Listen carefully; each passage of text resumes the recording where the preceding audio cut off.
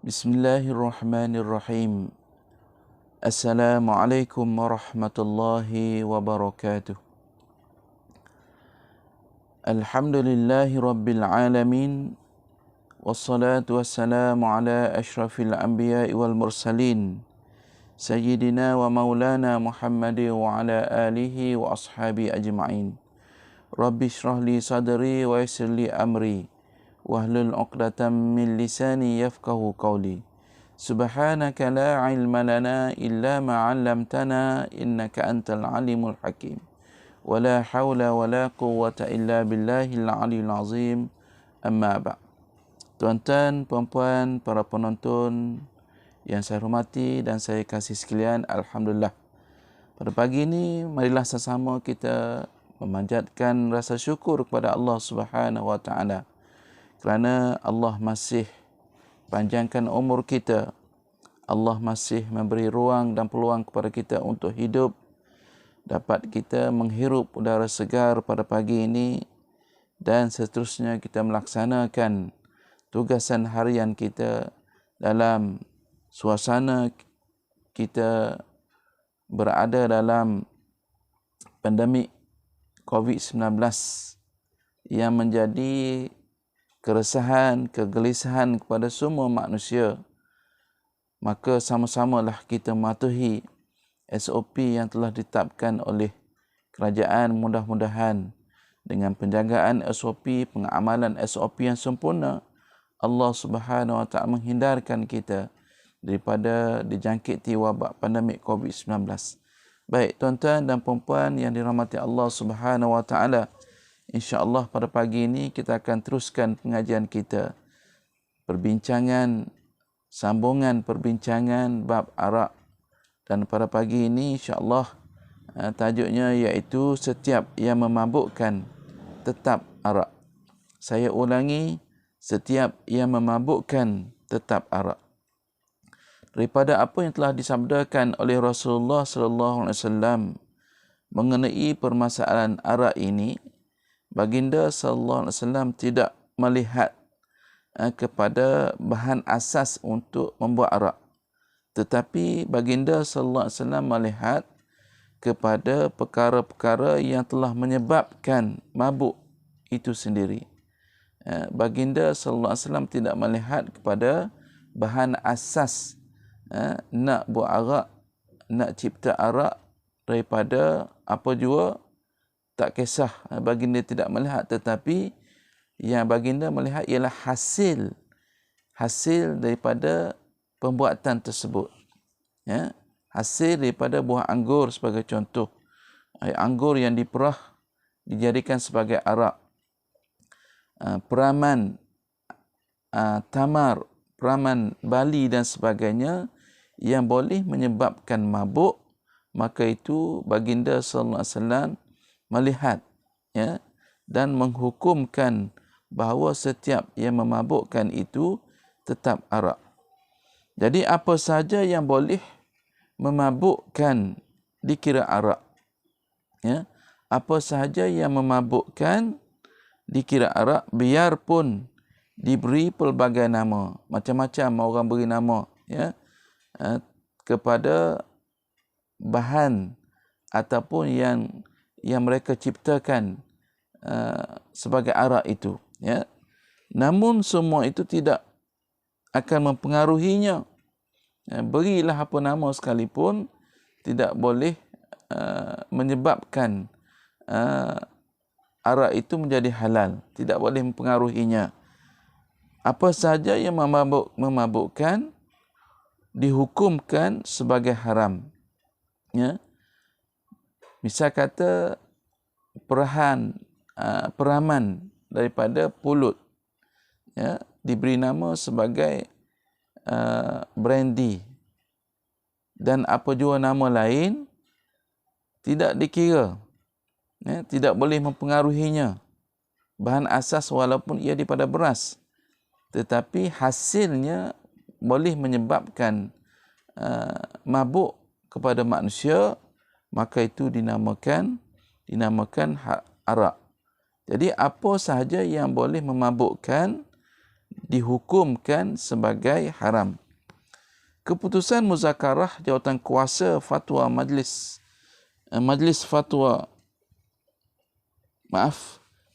keputusan muzakarah jawatan kuasa fatwa Majlis Kebangsaan kali ke-76 yang bersidang pada 21 hingga 23 November tahun 2006 memutuskan bahawa hukum penyalahgunaan dadah jenis syabu dan jenis-jenis dadah baru yang lain, iaitu yang pertamanya dadah jenis syabu dan dadah-dadah jenis baru yang lain mempunyai kesan mudarat yang sama seperti ekstasi, ketamin dan gamma.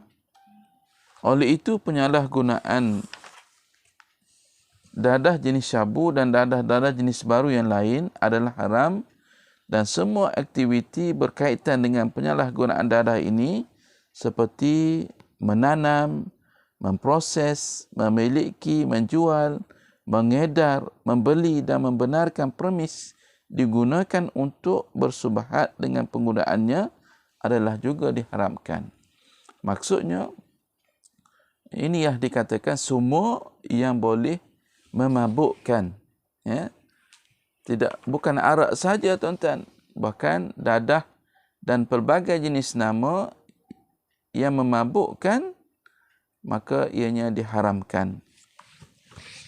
Pernah satu ketika Nabi SAW ditanya mengenai minuman yang diperbuat daripada madu, ya, atau jagung atau gandum yang diperah sehingga berbuih. Maka Nabi SAW menyatakan, kullu muskirin khamrun wa kullu khamrin haramun. Semua yang memabukkan adalah arak dan semua arak adalah haram. Maksudnya, walaupun ianya dibuat daripada madu. Madu ini perkara yang halal asalnya. Ianya dibuat daripada jagung.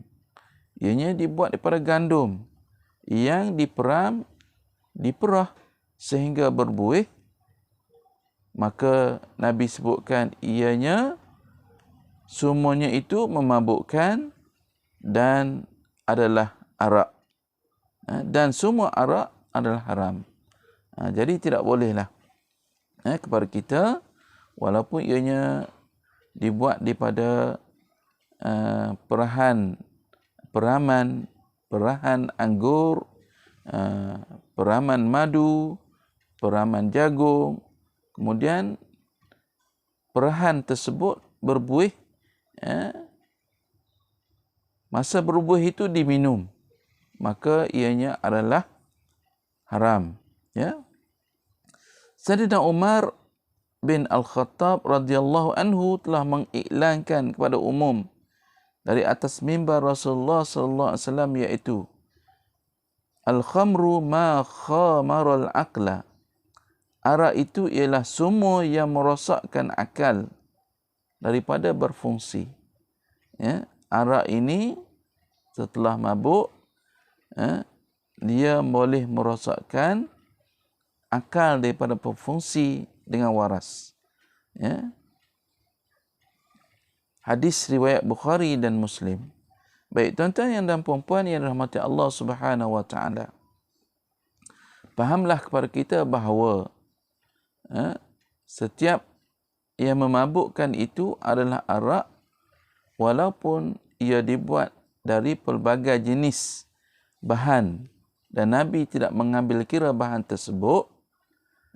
Yang diambil kira, yang dihukumkannya adalah hasil daripada peraman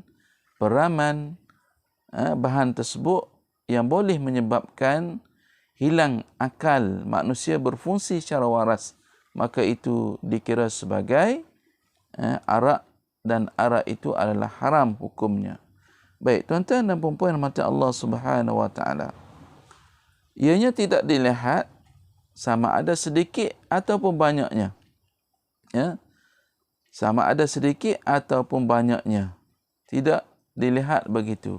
Yang dilihatnya ialah mabuk itu sendiri yang boleh merosakkan akal manusia daripada berfungsi dengan secara normal. Nabi SAW menyebutkan dalam hadisnya, "Ma askara kathiruhu faqaliluhu haramun." Apa-apa yang banyaknya memabukkan, maka sedikit daripadanya pun haram juga.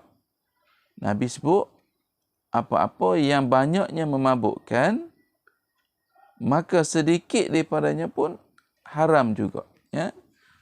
Maknanya, tak perlu nak tunggu banyak. Ya? Tak perlu nak tunggu mengambil banyak arak ini, baru nak haram. Ya? Sedikit pun haram juga. Meminum apa pun, kalau banyaknya memabukkan, maksudnya, maka sedikitnya pun adalah haram. Hadis daripada Ahmad, Abu Daud dan At-Tirmizi.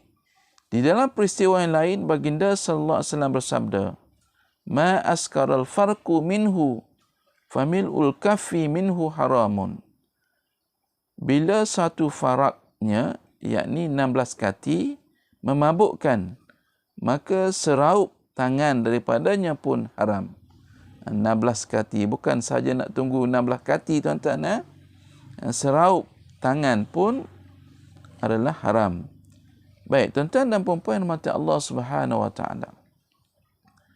Allah Subhanahu wa taala mengharamkan arak ini adalah untuk tujuan menjaga akal kita daripada rosak. Ya? Menjaga akal merupakan suatu perkara yang wajib, ya, oleh semua manusia yang beriman pada Allah Subhanahu wa taala. Sebab itu diletakkan sebagai maqasidus syar'i, ya, salah satu daripadanya ialah hifzul aqli, menjaga akal. Kalau akal baik, insya-Allah dia akan dapat jaga agama. Kalau akal rosak, bagaimana untuk menjaga agama, apatah lagi untuk melaksanakan apa yang dituntut oleh agama tersebut kepada dirinya untuk dilaksanakan. Maka sebab itu, ya, kita orang Islam mestilah menjaga akal kita agar tidak terpesong, agar tidak rosak daripada perkara-perkara yang boleh memabukkan, seperti dadah dan pelbagai jenis nama dadah tersebut, pun juga daripada arak, pelbagai jenis nama yang disebut. Maka sekiranya kita jaga perkara tersebut, akal kita baik, tubuh badan kita sihat, dan apabila akal waras, berbadan sihat, maka kita dapat melaksanakan apa yang diperintah oleh Allah Subhanahu wa taala ke atas diri kita. Jadi memelihara akal ini, tuan-tuan, membangunkan akal ini dengan cara mewajibkan umat Islam menuntut ilmu, untuk bangunkan akal kita dengan cara menuntut ilmu. Menggalakkan umat Islam berfikir dalam apa jua keadaan. Menjaga dan memelihara akal adalah suatu perkara yang wajib. Sebab itu zaman pemerintahan Rasulullah sallallahu alaihi wasallam, siapa yang selepas perintah Allah Subhanahu wa taala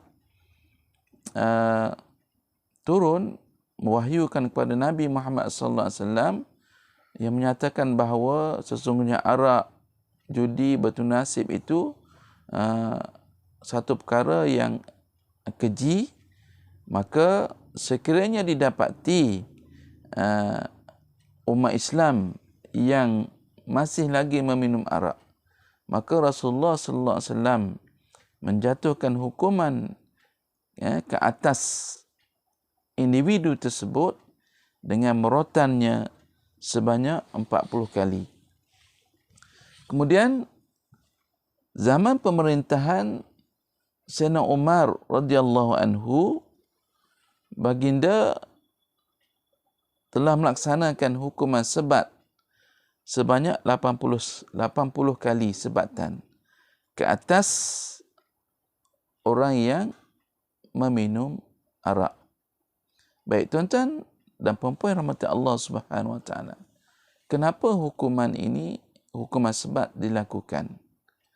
Kerana untuk menjaga, mengawal agar manusia tidak terjebak dalam mengambil perkara-perkara yang boleh merosakkan kewarasan akal. Apabila akal telah rosak, maka agama akan hilang. Ya. Apabila agama hilang, siapa lagi yang nak menegakkan agama Islam di atas muka bumi ini? Baik tuan-tuan dan puan-puan yang rahmati Allah Subhanahu wa taala.